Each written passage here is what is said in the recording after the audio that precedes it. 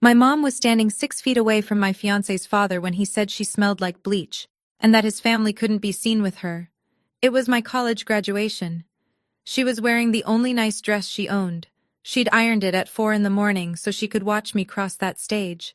And this man who'd never scrubbed a floor in his life, looked at the woman who raised me and treated her like a stain he wanted wiped away.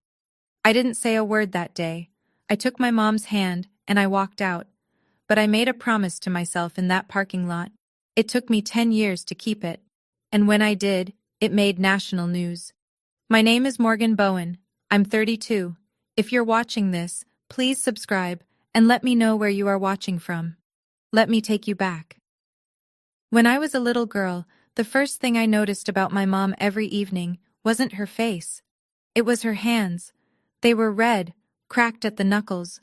The skin around her nails was peeling from years of industrial cleaners, and no amount of lotion could undo what 8 hours of bleach and bathroom disinfectant did to a person's skin day after day. My mom, Maria Bowen, left our apartment at 5 every morning. She came home at 7 every night. In between, she cleaned hotel rooms at the Greystone Inn, a boutique property in our small town where wealthy families hosted their anniversary dinners and business retreats. She'd been doing it since before I was born. I never once heard her complain. Not once. When I'd ask her if she was tired, she'd hold up those cracked hands and say, "This job put food on your table and a roof over your head. That's enough." And she meant it. My mom didn't do self-pity. She did the work. The only time I ever saw her cry was the afternoon I came home with my college acceptance letter. She sat at the kitchen table, read it twice, pressed it against her chest, and just broke. I'd never seen her shoulders shake like that. When she finally looked up, her eyes were swollen and she whispered, "You go where I couldn't. That's the deal." See, my mom had wanted to go to college. She had the grades. But she got pregnant with me at 20, and that was the end of that conversation. She chose me. Every cracked knuckle, every 16-hour holiday shift, every morning she dragged herself out of bed before the sun. She chose me. And I carried that with me into everything I did after. Everything. Now let me tell you about the Greystone Inn, because it matters. It was this 3-story stone building right off Main Street, ivy climbing the walls, copper lanterns by the front door, the kind of place that looked like money even from the parking lot. Inside, the lobby had marble floors and a grand piano nobody played. The restaurant served overpriced steaks to the country club crowd every Friday night. My mom knew that building better than the architects who designed it. She knew which rooms had the draft under the bathroom door. She knew the third-floor hallway carpet had a stain under the runner that no one could get out. She knew the supply closet on the second floor stuck in the summer, and you had to hip-check it just right. 30 years of knowledge, all stored in her body and her bones. She used to tell me little stories, like the guest in room 214 who left a $20 tip every Christmas, the only regular who did.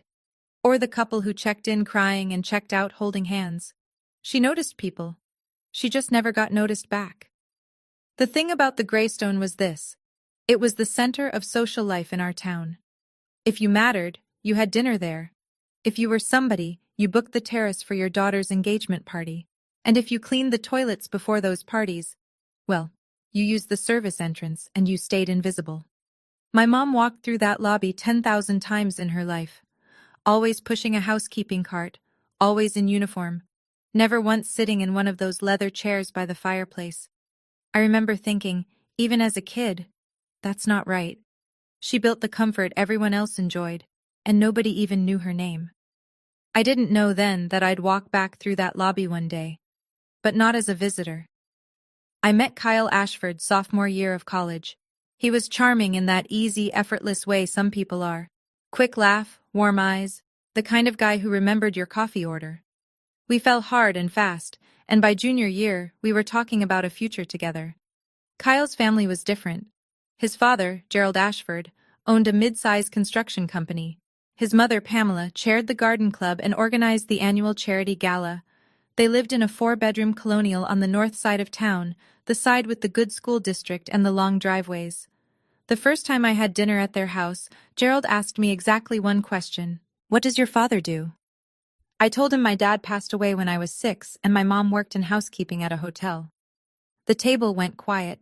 Not the polite kind of quiet, the kind where someone has just tracked mud onto a white carpet.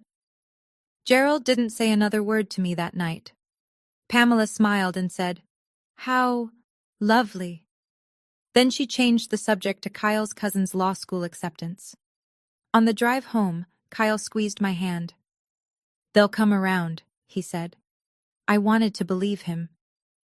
A week later, I stopped by Kyle's place to pick up a jacket I'd left. The front door was cracked open. I could hear Gerald's voice from the kitchen, clear as a church bell. "A hotel maid's daughter. Interesting choice, son. I thought we raised you to aim higher." I stood there on the porch for about 10 seconds. Then I turned around and drove home. When Kyle texted that night, I didn't mention it. I told myself he wasn't his father. I told myself people could be different from their parents. I was half right. Over the next year, a pattern settled in like weather. Pamela Ashford had a talent for forgetting. She'd forget to mention the family's Thanksgiving gathering until the morning of. She'd forget to include me on the guest list for Gerald's birthday dinner. And when I did show up to something, she'd introduce me to people as Kyle's friend. Never fiancé, never even girlfriend, just friend, like I was someone he carpooled with. Gerald was simpler. He didn't bother pretending. At family events, he'd shake hands with everyone in the room and skip me like I was a coat rack. If I said something at dinner, he'd look past me and direct his response to Kyle. I was invisible to him, not worth the energy of even being rude. The hardest part wasn't Gerald. The hardest part was Kyle.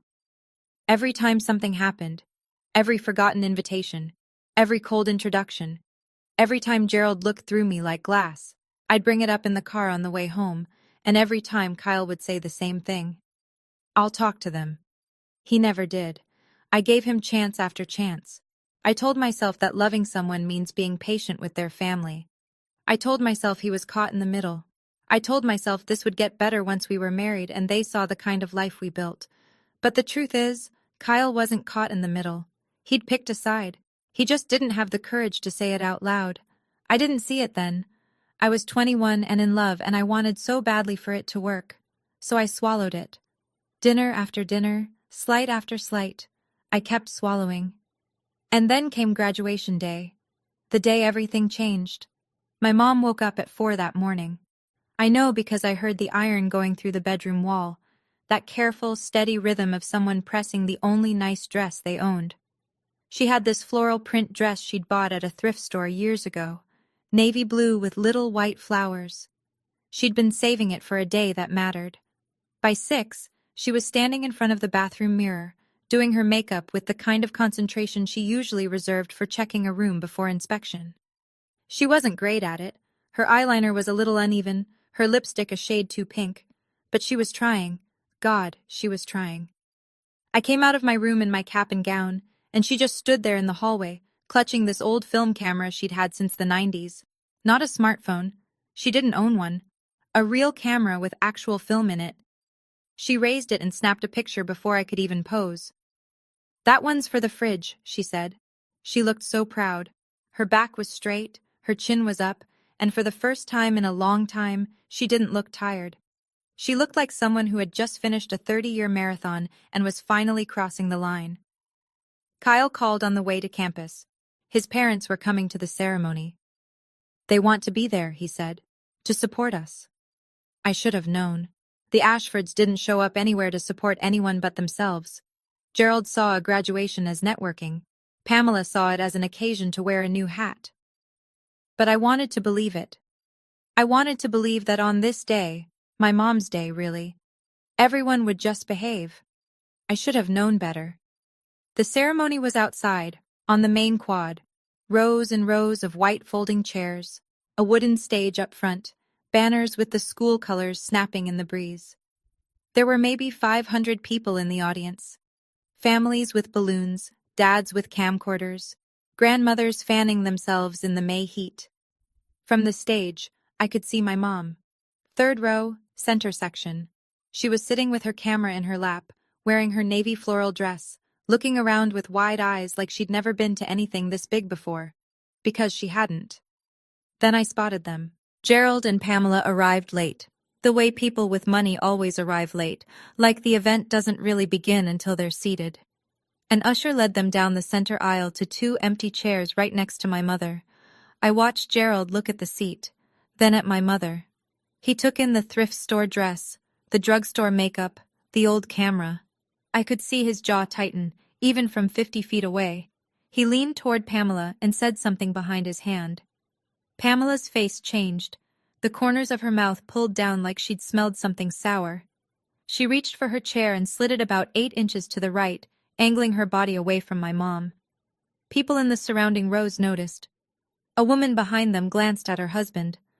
A man 2 seats over looked at Gerald and then at Maria, trying to figure out what was happening. My mom noticed too. I saw it in her shoulders, the way they pulled in just slightly, like she was trying to take up less space. She gripped her camera a little tighter and stared straight ahead at the stage. My stomach dropped. But I was in line. There was nothing I could do. Not yet. After the ceremony, I pushed through the crowd to find my mom. She was standing near the east gate, holding her camera with both hands, waiting for me with that same proud smile from the morning. I ran to her. She pulled me into a hug so tight I could feel the bones in her arms. She smelled like the lavender lotion she put on after every shift, the cheap kind from the dollar store that was supposed to cover the bleach, but never quite did. "I'm so proud of you," she whispered. "So proud." Gerald and Pamela were standing maybe 6 feet away with Kyle. Gerald had his sunglasses on top of his head. Pamela was holding a gift bag. Kyle was smiling at me. That half-guilty, half-relieved smile he always wore around his parents. Then Gerald leaned toward Kyle. He didn't whisper. He spoke at a volume that made it perfectly clear he wanted to be heard. "Your mother smells like bleach. We can't be seen with this." My mom's hands went still on my back. Pamela added, without even looking in our direction, "Maybe next time she can wait in the car." The air around us went dead. A family standing nearby stopped mid-conversation and turned. Someone behind Gerald inhaled sharply. Kyle stood there, mouth slightly open, eyes on the ground, and said absolutely nothing. My mom slowly let go of me. She lowered her camera. She looked at the grass. And I saw it. This tiny flicker across her face, like a candle being pinched out. She wasn't surprised. She wasn't shocked. She had heard things like that before. From guests, from managers, from people who thought she was furniture. And that was worse. The fact that she wasn't even surprised, that was the thing that broke me. I didn't scream. I didn't cry.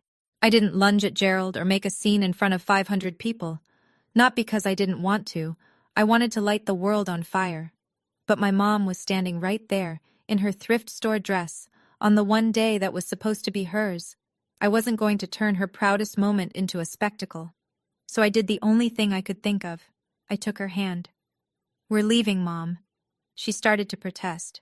"Honey, it's your day. We're leaving." I walked her through the crowd without looking back. I didn't look at Gerald. I didn't look at Pamela. And I sure as hell didn't look at Kyle. In the parking lot, my mom tried to smooth it over the way she always did. She patted my arm and said, "It's okay, baby. I've heard worse." That sentence, that one sentence gutted me more than anything Gerald said, because it meant she'd spent her whole life absorbing these moments, cataloging them, filing them away under normal. The guests who talked about her like she wasn't in the room, the managers who ripped apart her work and made her redo it, the people who left dirty messes as if she were less than human. She'd heard worse, and she said it like she was comforting me. I cried the whole drive home. My mom didn't.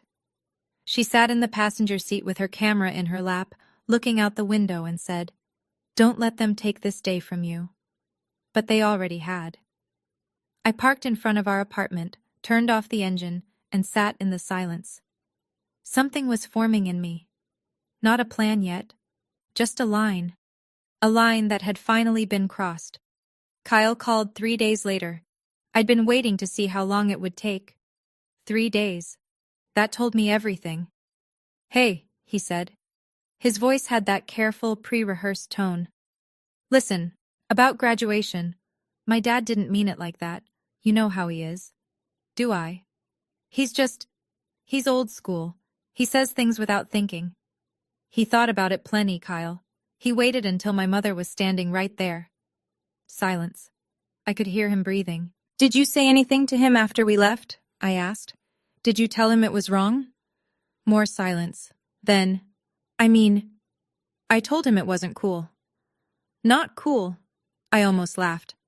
Your father told my mother she smells like bleach in front of a crowd of people, and your mother suggested she wait in the car, and the best you came up with was, not cool? Morgan, what do you want me to do? He's my father. And she's my mother. I looked at the ring on my finger. 2 months of Kyle's salary. The diamond was small but real. I'd loved this ring. I'd loved what it meant. I waited 3 years for you to stand up, Kyle. Not for me. For my mother. You never did. Not once. You're overreacting. No, I'm finally reacting. I slipped the ring off. It left a faint tan line on my finger, pale against the rest of my skin. I set it on the kitchen counter. I'll leave the ring in your mailbox. Morgan. Goodbye, Kyle. I hung up. The apartment was quiet. My mom was at work. At the Greystone, of course, cleaning someone else's mess. I stood in the kitchen alone and had no idea what was coming next. But I knew one thing. Wherever I was going, I was done being quiet. Let me pause here for a second. If you've ever had someone you love sit in silence while people tore down the person who raised you, you know what that quiet drive home feels like. And if you're wondering whether I just walked away and moved on, I didn't. What comes next took me 10 years, but I need you here for it. So if you haven't already, hit subscribe and drop a comment. Tell me, has anyone ever disrespected your mother to your face? Because I want to know I'm not alone in this. Okay, let's keep going. After Kyle, things got small. My world shrank to the size of that apartment. I lost him, and with him, I lost the entire social circle that came attached to the Ashford name. The dinner invitations, the weekend barbecues, the couples trips. I was never fully welcome at anyway. It was like being cut from a team I'd been benched on the whole time. I moved back in with my mom. She didn't ask what happened. She didn't push. She just made chicken soup the night I showed up with 2 suitcases and set an extra place at the table like she'd been expecting me. That first week, I did nothing. I sat on the couch, scrolled through job listings, and tried to figure out who I was without Kyle Ashford's last name on my horizon.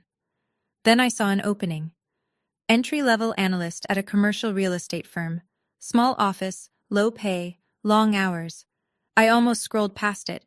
But something about the job description snagged me. Evaluate undervalued properties for acquisition and repositioning. I didn't fully understand what that meant yet, but the word undervalued stuck. I knew what it felt like to be undervalued. I applied. I interviewed in a borrowed blazer. I got the job, $29,000 a year plus a parking spot. My mom drove me to my first day. We sat in the parking lot and she looked at the building, this squat, unremarkable office next to a tire shop, and said, "Looks like a start." That's the thing about my mom. She never oversold anything. She never said, "You're going to be amazing," or "This is your destiny." She said what was true. It looked like a start. And it was. What I found in those late nights, spreadsheets open, coffee cold, calculator running, surprised me. I was good at this. Small towns have long memories and loud mouths. Within a month, everyone who mattered, and plenty who didn't, knew that Morgan Bowen had been let go by the Ashford boy. That's how they framed it. Not that I'd left, that I'd been released, like a fish too small to keep. Gerald made sure of it. A friend of mine who waitressed at the country club told me he'd been holding court at the bar after his Saturday golf round, drink in hand, saying, "The girl actually thought a maid's daughter could walk into our family." Kyle dodged a bullet. He said it to a table of 6. It got repeated to a table of 12. By Monday, half the town had some version of the story. My mom heard it too. She had to. She walked through the Greystone every day, past guests who golfed with Gerald, past managers who attended the same church. No one said anything to her face. They didn't have to. She could feel it, the way conversations would dip when she entered a room, the way smiles would tighten. She never brought it up, not once. She just kept showing up at 5 a.m., pulling on her uniform, clipping her name badge, and pushing her cart down the same hallways she'd pushed it down for 3 decades. The worst part wasn't the gossip. It was finding out, through that same waitress friend, that Gerald was already lining up Kyle with the daughter of a business partner. A better match, apparently. Someone with the right last name and the right zip code. I sat with that information for about 10 seconds. Then I closed my laptop, went to bed, and got up the next morning to go to work. Gerald Ashford could talk all he wanted. I had numbers to run. Daniel Kessler walked into my life 6 months after I started at the firm. He was a real estate attorney who handled closings for our deals. Mid-40s, sharp jaw, sharper suits, and the kind of calm that made you trust him before he even opened his mouth. He noticed my work before he noticed me. I'd put together an acquisition analysis on a strip of retail properties off Route 9, and apparently it landed on his desk by accident. He called my boss to ask who wrote it. My boss pointed at me. Daniel showed up at my cubicle on a Tuesday afternoon, leaned against the partition, crossed his arms and said, "You wrote the Route 9 breakdown?" "Yes, sir." "It's good. Your cap rate assumptions are conservative, which means you actually think instead of guess." He paused. "What do you want out of this?" Nobody had ever asked me that. Not what position I wanted, not what salary, what I wanted. "I want to own things," I said, "not clean them." It came out before I could filter it. I braced for a reaction. Pity, awkwardness, something. He just nodded. "Then learn the numbers. Everything else is noise." From that point on, Daniel became my mentor. Not in the hand-holding, motivational poster way. In the way that mattered, he gave me work that was too hard for me and expected me to figure it out. He showed me how deals were structured, how financing worked, how to read a seller's bluff. He answered my questions with more questions. One afternoon, he mentioned offhandedly that the commercial real estate market in our area was shifting. "There are properties around here that are undervalued," he said, tapping his pen on a valuation report. "Give it time. The right deal will show up." I didn't know how right he was. Around the same time, my mom started moving differently, slower. She'd wince getting out of a chair. She'd grip the stair railing with both hands like it was the only thing between her and the floor. 30 years of standing on tile. 30 years of bending, lifting, kneeling, pushing a loaded cart over carpet and around corners. Her body was keeping a running tab, and the bill had finally arrived. Her doctor, a kind woman at the community health center, because my mom didn't have the kind of insurance that got you into specialist offices, told her the cartilage in both knees was nearly gone. Her lower back had 2 bulging discs. She needed to reduce her workload. Ideally, stop. "How am I supposed to stop?" my mom asked me that night, sitting on the couch with ice packs on both knees. "I don't have enough saved. I don't have a pension. I stop, we lose the apartment." I sat across from her and watched her wrap athletic tape around her knee, the same way she did every morning before work, like she was suiting up for battle. She'd been doing this for years. I just hadn't been paying attention. "Mom, you're not going to do this forever. I'll do it as long as I need to. That's what I'm telling you. You won't need to for much longer." She looked at me like I'd said something in a language she didn't speak. She didn't argue. She just shrugged and picked up the remote. That night, I sat at my desk until 2 a.m., reviewing every property listing in a 50-mile radius. I wasn't browsing. I was hunting. My mom had given me 30 years. I needed to move faster. And the market was about to give me the chance. My first real deal fell apart on a Thursday afternoon in a conference room that smelled like stale coffee. It was a small office building off the interstate. Ugly, underpriced, full of potential. I'd put together a proposal, found an investor willing to go in with me, and walked into the bank feeling like I had a chance. The loan officer was polite. He read my proposal, nodded a few times, then pushed it back across the table. "Insufficient track record." 3 words. That was it. I didn't have enough history. I was 24 years old with a good analysis and no resume to back it up. The door was there. I just didn't have the key. I sat in my car in the bank parking lot for 20 minutes, staring at the steering wheel. Then I called my mom. She picked up on the second ring. She was on break. I could hear the ice machine humming in the background. "I got turned down," I said. "Good." I blinked. "Good? Now you know what the door looks like. Next time you'll find the window. I laughed. It was the first time I'd laughed in weeks. My mom had a way of boiling everything down to something you could actually hold on to. I hung up and sat there a little longer. The building across the street had a for lease sign in the window. The strip mall next to it was half empty. I started doing the math in my head without even meaning to. 2 days later, Daniel called. I've got an investor who's been looking for a joint venture partner on a retail repositioning. You interested? I was in his office within the hour. The first failure had done what failures do. It taught me where the edges were, and how to get past them. The deal was a strip mall on the east side of town.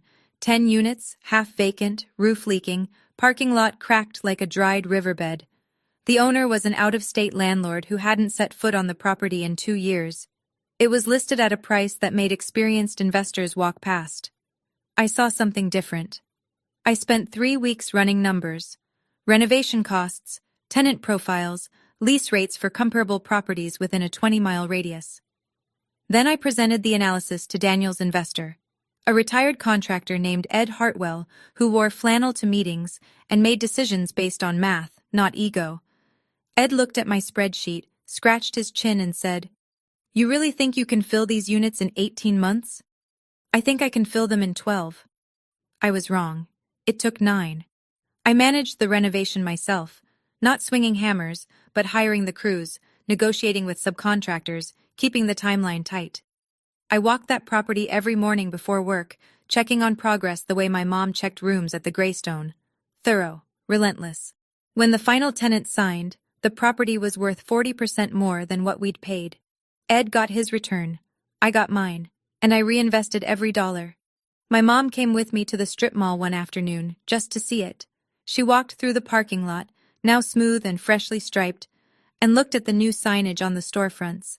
She didn't say, "I'm proud of you," or "You did it." She said something better. "You look like someone who owns something." 3 more deals followed, each bigger than the last. But there was one property I kept watching, one listing I checked every month like a heartbeat, that wasn't for sale yet. I'd been tracking the Greystone Inn for 3 years before it ever hit the market. Not emotionally, financially. I watched its occupancy rates drop. I watched the online reviews slide from 4 stars to 3. I noticed when they stopped hosting the Chamber of Commerce dinner. I noticed when the landscaping went from manicured to good enough. The owner, a man named Arthur Conley, mid-70s, was tired. His wife had passed. His kids lived in other states and didn't want the headache. The property taxes were climbing, the building needed a new roof and updated plumbing, and the revenue wasn't keeping up.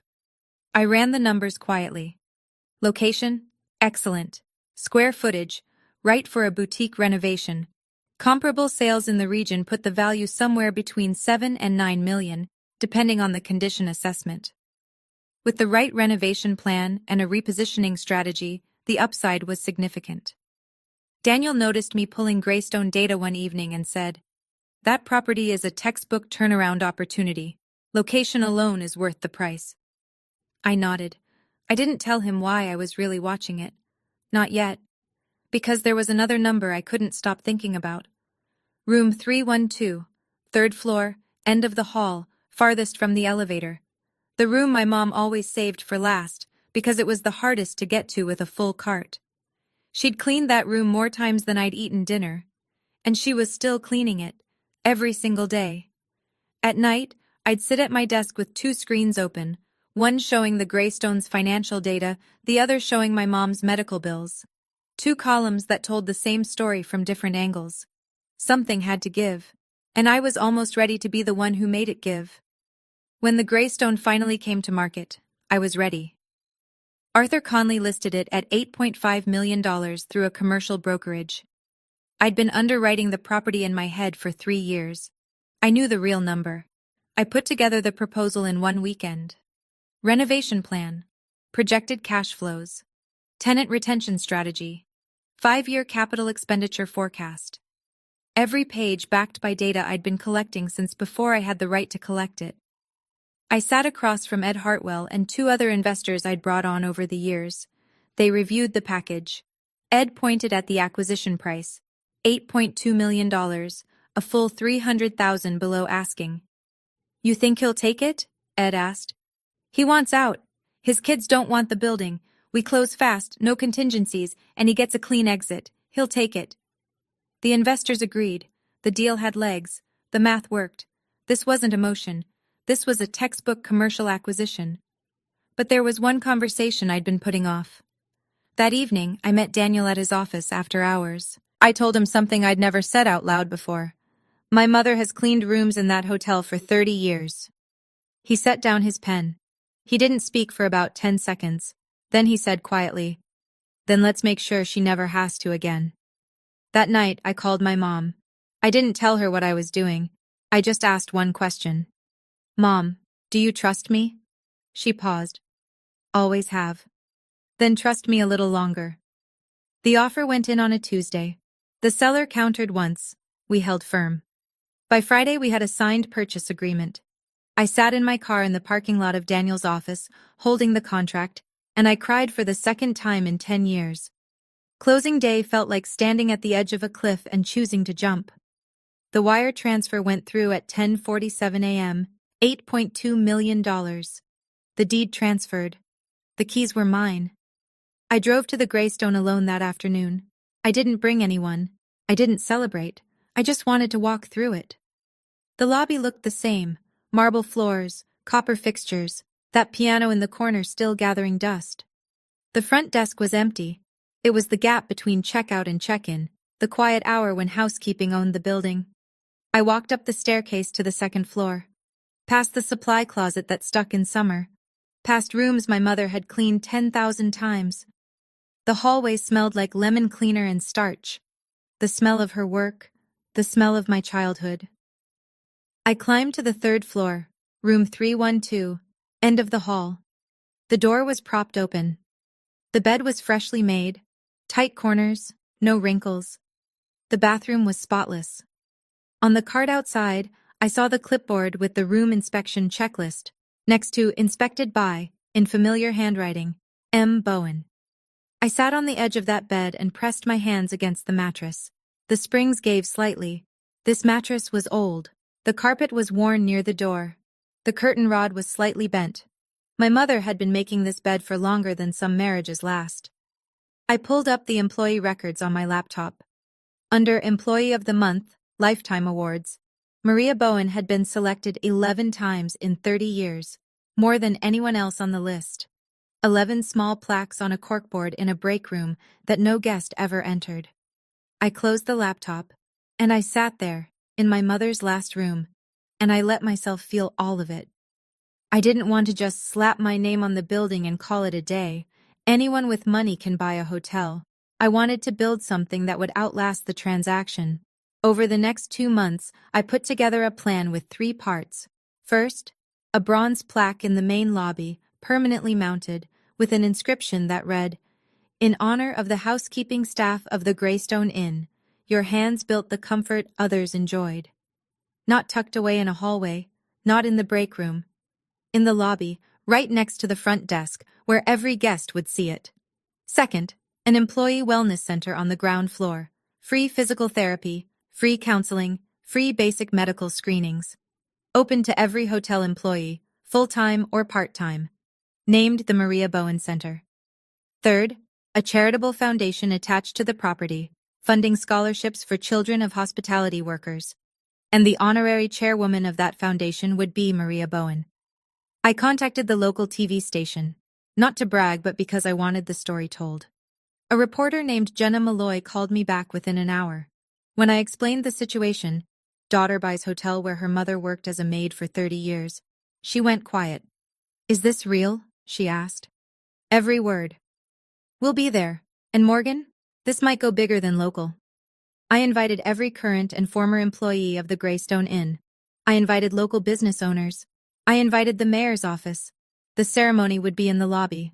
The same lobby my mother had walked through invisible for 3 decades. I did not invite the Ashfords. I didn't need to. That's the thing about local news. Everyone watches. Everyone. The hardest part wasn't buying the hotel. It wasn't planning the ceremony. It was telling my mother.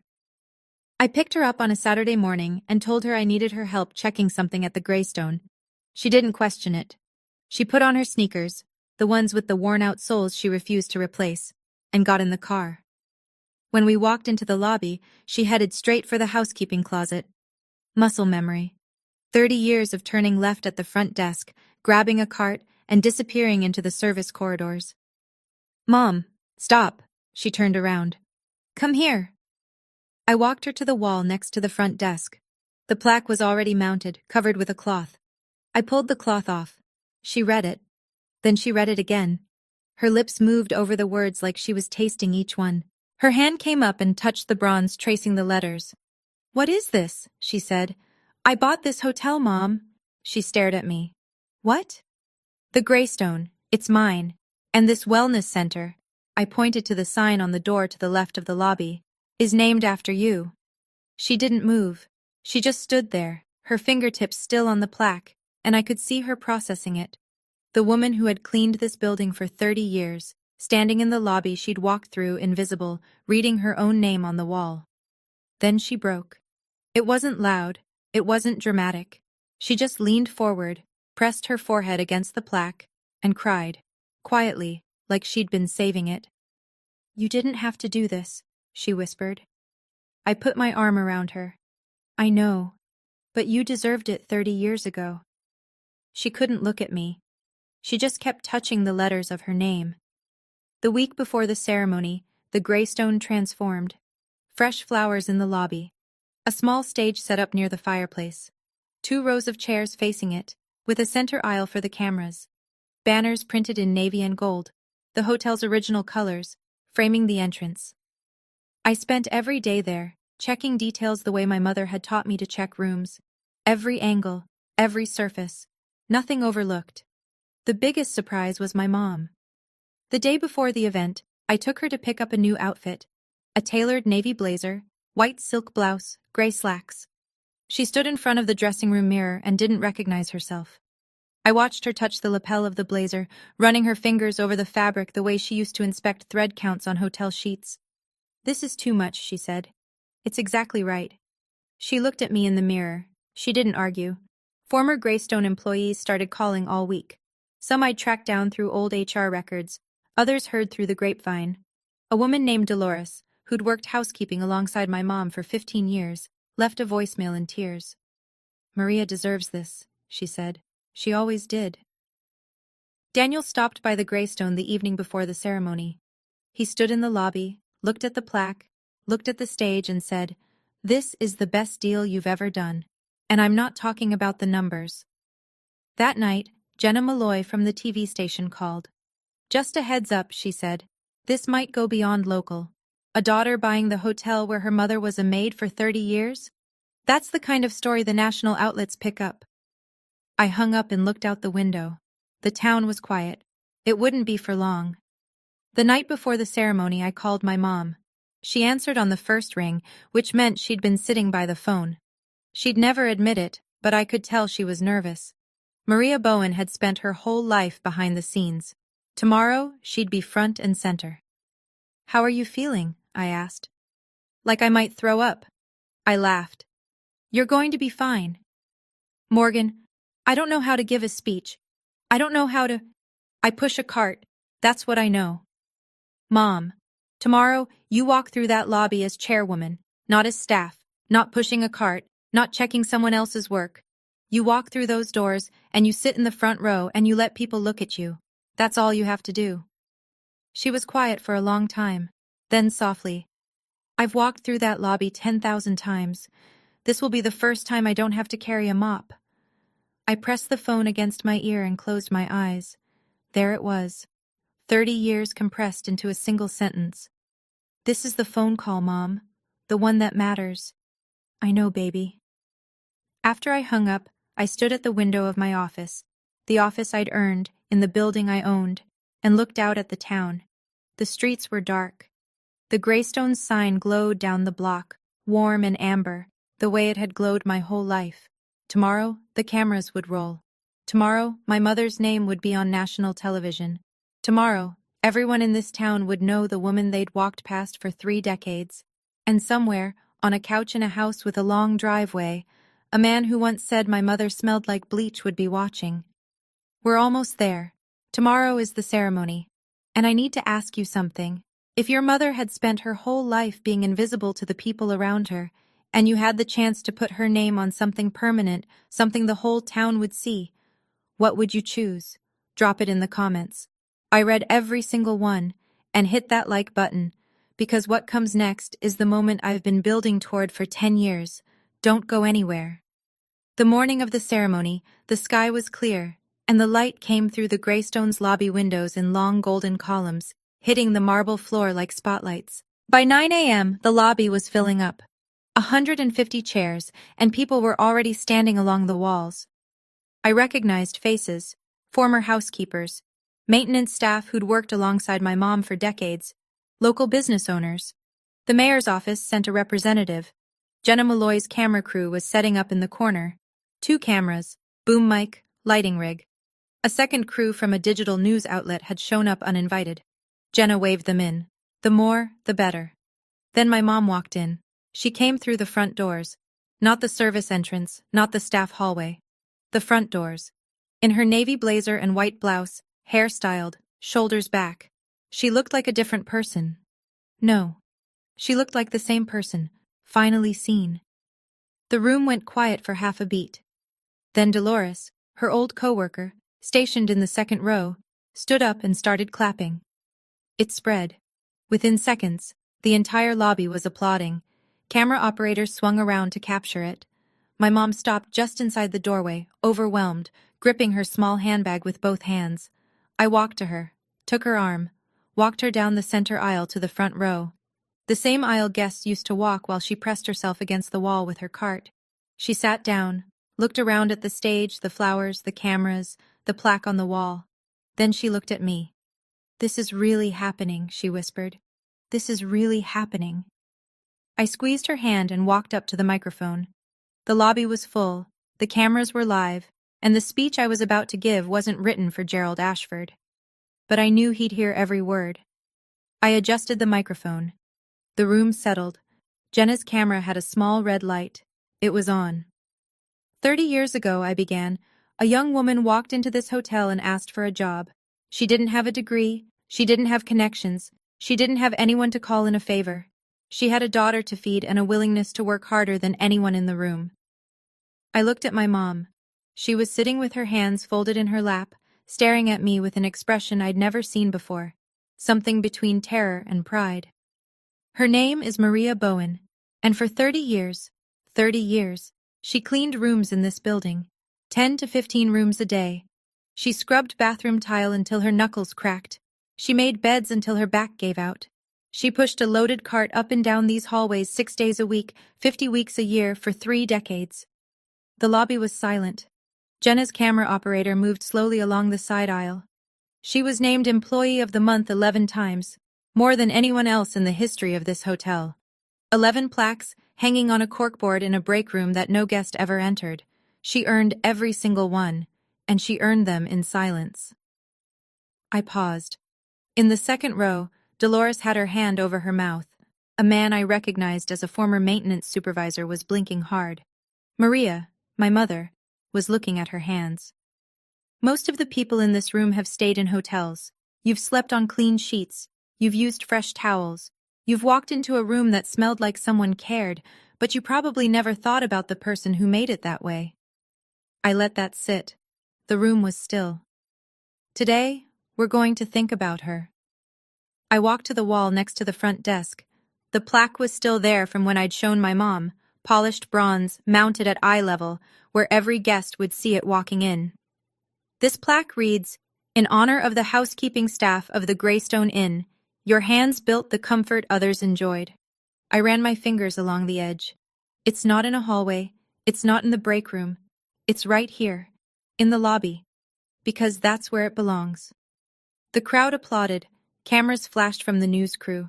I turned to the left side of the lobby, where a set of glass doors had been installed during the renovation. Behind these doors is a brand new employee wellness center. Free physical therapy, free counseling, free medical screenings. Open to every employee of this hotel, full-time or part-time, current or former. I took a breath. It is named the Maria Bowen Center. My mom's head came up. She looked at the doors. She looked at her name etched into the glass panel above them. Her chin trembled. "Mom, could you come up here?" She didn't move at first. Dolores put a hand on her back and whispered something. My mom stood up, slowly, the way she always did now because of her knees, and walked to the stage. The entire room rose, 150 people on their feet. The applause was loud and sustained. My mom stood next to me, staring out at the crowd, tears running down her face without a sound. I put my arm around her. "Mom, you spent 30 years making sure other people had a clean place to rest.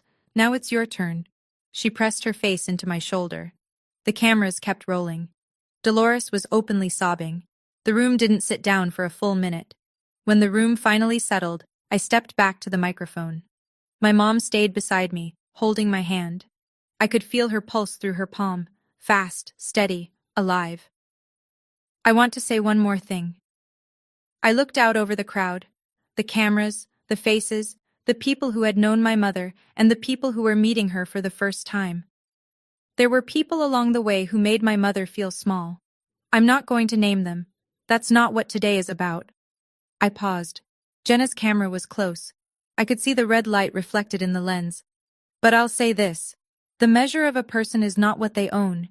It's not the size of their house or the name on their business card. It's how they treat the people who serve them. The person who cleans your room. The person who bags your groceries. The person who holds the door open when your hands are full. My mom squeezed my hand. I squeezed back. My mother was never less than anyone in this room. She was more. Because she showed up every single day for 30 years and never once asked for recognition. She didn't do it for a plaque or a title. She did it because her daughter needed shoes and school supplies and a chance. The room was gone. Tears everywhere. A man in the back, I later found out he was a retired hotel manager from the next county, took off his glasses and pressed the heels of his hands against his eyes. This hotel is no longer just a business. It's a reminder that the people who clean your room, who wash your sheets, who show up before dawn and leave after dark, they matter. They always did. The room erupted.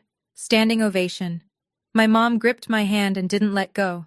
After the speech, the lobby turned into something I hadn't planned for, a reunion. Former housekeepers surrounded my mom like she was a magnet, women she'd worked alongside for years, some she hadn't seen since they left the Greystone a decade ago. They hugged her. They held her hands. A woman named Rosie, who'd started the same year my mom did, grabbed her by the shoulders and said, "We always knew you deserved better, Maria. Every single one of us." My mom just kept nodding and wiping her eyes and saying, "Thank you. Thank you." Jenna Malloy pulled me aside. Her camera operator was already rolling. She had that look reporters get when they know they're holding something bigger than a local segment. "Morgan, do you mind if we do a quick interview, both of you?" We stood side by side in front of the plaque.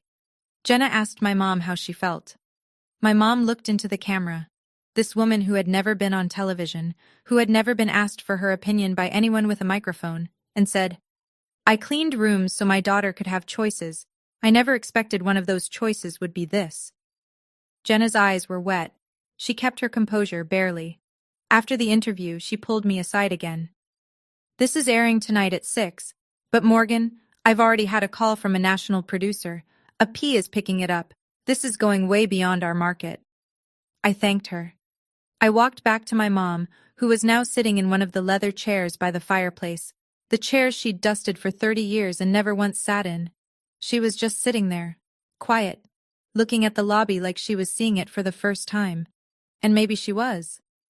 I didn't see what happened next, but I heard about it from 3 different people within 24 hours, so I'm fairly confident in the details. Gerald Ashford was sitting in his living room that evening. He'd been retired for about 18 months, not by choice. His construction company had lost its biggest municipal contract when the county shifted vendors, and without that anchor, the smaller jobs dried up. He wasn't broke. He still had the house, the car, the club membership. But the phone had stopped ringing. The dinner invitations had thinned. He was a man who used to fill a room, and now the room was mostly empty. Pamela was in the kitchen when the 6 o'clock news came on. Gerald was half watching, the way retired people watch TV, with one eye and no real interest. Then the anchor said something that made him sit up. A local woman's incredible gift to her mother is making national headlines tonight. The screen cut to the Greystone lobby, the plaque, the stage, the crowd. And then, Morgan Bowen, standing at the microphone. Maria Bowen, standing beside her daughter with tears on her face. Gerald watched the entire segment without moving. He heard the part about the housekeeping plaque. He heard the part about the wellness center named after Maria. He heard the part where the reporter mentioned, without using names, a cruel remark about bleach made at a graduation ceremony years ago. No names, but this was a small town. It wouldn't take long. Pamela came in from the kitchen, holding a dish towel. She saw the screen. She saw the Greystone. She saw Maria's face. She looked at Gerald. He didn't look back. The segment ended. The anchor moved on to weather. Gerald picked up the remote, turned off the TV, and sat in the dark. Nobody needed to say a word. Kyle called me 2 days after the broadcast. I almost didn't answer. My phone had been ringing non-stop. Reporters, investors, strangers from across the country who'd seen the story online. But his name popped up and I paused. Then I picked up. I saw the news. His voice was different. Older. Quieter. The careful, rehearsed quality was gone. He just sounded tired. Most people did, I said. Morgan, He stopped, started again. I should have said something that day. At graduation. I should have stood up to my father. I've known that for 10 years and I never said it, and I'm saying it now because I don't want to carry it anymore. I leaned back in my chair. Through the office window, I could see the Greystone's roofline down the block. I appreciate you saying that, Kyle. My dad hasn't spoken since the broadcast. Not to me. Not to my mom. He just sits there. That's between him and his conscience. Yeah. He exhaled. Yeah, I guess it is. A pause. Then. You did something incredible, Morgan. I did something necessary. I know. Another pause. I'm sorry, for all of it. I believe you. And I did. I believed he was sorry. But sorry doesn't rewind the clock. Sorry doesn't unsay what his father said. Sorry doesn't give my mother back the 30 years of being invisible. Take care of yourself, Kyle. You too, Morgan. I hung up. The call lasted maybe 4 minutes. There was nothing else to say. No door to reopen, no bridge to rebuild. He had his life. I had mine. And the distance between them was exactly right. I set the phone down and went back to work.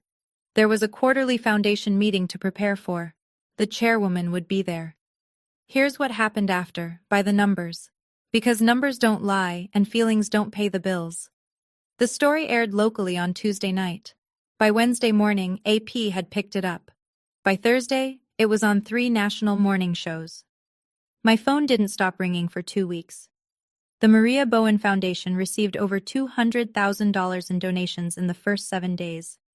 Most were small, $10, $20, $50, from people who wrote notes like, "My mother was a housekeeper too," and "This made me call my mom." A hotel chain in Texas donated $25,000 and asked to replicate the Employee Wellness Center model. The Greystone Inn sold out for the entire quarter. Occupancy hit 96%. People were booking rooms specifically because of the story. They wanted to stay at the hotel, see the plaque, visit the Maria Bowen Center. Revenue was up 60% over the previous year. Gerald Ashford's world contracted. His golf buddies started finding reasons to skip their Saturday round. The country club board, people he'd sat with for decades, quietly suggested he take a break from attending events. Nobody confronted him. They just stopped including him. He learned what it felt like to be invisible. He didn't lose his house. He didn't go bankrupt. This wasn't that kind of story. He just lost the thing he valued most. His standing. His voice in the room. The assumption that he mattered more than the people who served him. And my mom, Maria Bowen, employee number 4471, 30 years of service, officially retired. Full health coverage through the foundation. A modest pension. She attended quarterly board meetings as honorary chairwoman, wearing the navy blazer she now kept pressed and ready in her closet. Her knees still hurt, but she didn't have to kneel anymore. A few weeks after the ceremony, I came to the Greystone early, before the staff arrived, before the lobby filled with guests checking in and out, just me and the building. I stood by the plaque, ran my fingers over the bronze letters the way my mom had done the first time she saw it. The lobby was quiet, sun coming through the windows, that same marble floor my mother had mopped 1,000 mornings. I thought about the girl I was 10 years ago, 22, sitting in a car in a parking lot, crying in her graduation gown while her mother, the bravest person she'd ever known, told her not to let them ruin the day. That girl didn't have a plan. She didn't have money. She had a line that had been crossed and a feeling in her chest that said, never again. She didn't know it then, but that was the start of everything. Not the humiliation. Not Gerald's words. The decision. The moment she chose to stop absorbing and start building. I didn't buy this hotel to prove anything to Gerald Ashford. I didn't buy it to humiliate him, or get revenge, or settle a score. I bought it so my mother could finally sit in the lobby, so her name could be on the wall instead of on a work schedule. So the next woman who pushes a cart through this hallway knows that someone sees her. That's not revenge, that's recognition. My mom doesn't call it vindication. She doesn't use words like that. Last Sunday, we had breakfast together at the Greystone restaurant, something we do every week now. She ordered pancakes and coffee. When she was done, she pushed her plate forward, leaned back, and smiled. She didn't have to clear the table. She just sat there, in the lobby, in the light, and she belonged. So here's what I'll leave you with. If someone tells you that the people you love aren't good enough, that's not a reflection of your family. That's a confession from theirs. It tells you exactly who they are and exactly how small their world is. My mother smelled like bleach because she worked harder in one day than Gerald Ashford worked in a year. She smelled like bleach because she spent her mornings scrubbing bathrooms so I could spend mine in a classroom. She smelled like bleach because she chose me, every single morning for 30 years, and she never once complained. And now her name is on the wall of the building she cleaned. Not because I'm rich, not because I wanted to show off, because she earned it. She earned it with her hands and her knees and her silence and her stubborn, unbreakable belief that her daughter would do something worth all of it. I have a rule now. I don't let anyone sit at my table who can't respect the people who set it. That's a hard line. It costs me some relationships, but the ones that remain are the ones worth keeping. My mom taught me that, not with a speech, with 30 years of showing up. If you have someone in your life who did that for you, a mother, a father, a grandmother, an aunt, anyone who worked their hands raw so you could have more, call them. Right now. Tell them you see what they did. Tell them it mattered. And if you want this comment section to be a wall of honor, just like the one in my lobby, drop their name below. Tell me who they are. If this story moved you, hit subscribe. There are more stories like this in the description below. And remember, the people who clean the room are the ones holding the whole building up. See you in the next one.